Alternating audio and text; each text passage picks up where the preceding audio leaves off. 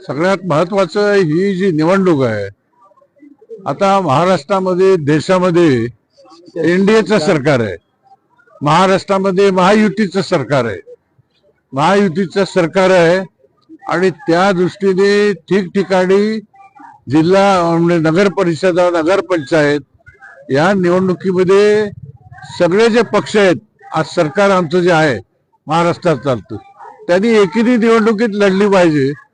ते महाराष्ट्रातले एकमेव उदाहरण आज या ठिकाणी बार्शीमध्ये कतलेताई ह्या आमच्या ज्या नगराध्यक्षाच्या उमेदवार आहेत, राजाभाऊ आमचे जुने शिवसेनेचे आमदार आज भाजप पक्षाचं लीड करतात.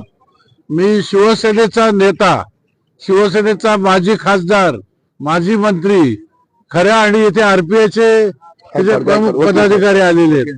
त्या सगळ्या पक्षाचं मिळून एकमेव अशा तऱ्हेचं महायुतीचं खरं पॅनल आज बार्शीमध्ये, महाराष्ट्रात इतर ठिकाणी हे चित्र नाही.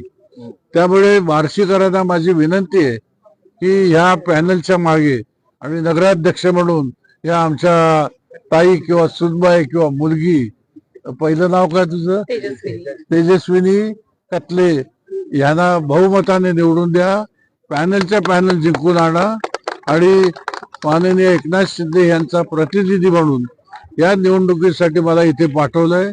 आपल्या सर्वांचं दर्शन झालं, या प्रचार फेरीमध्ये सहभाग होण्याचा मला आनंद मिळाला आणि माझ्या येण्यामुळे आपण एक संदेश घराघरामध्ये पाठवा की आम्ही Bhajap, Shivsena, Republican party of India ही एकत्रपणे ह्या बार्शीमध्ये निवडणूक लढतोय आणि त्याचं दर्शन जनतेच्या समोर आम्ही आजपासून करत आहोत.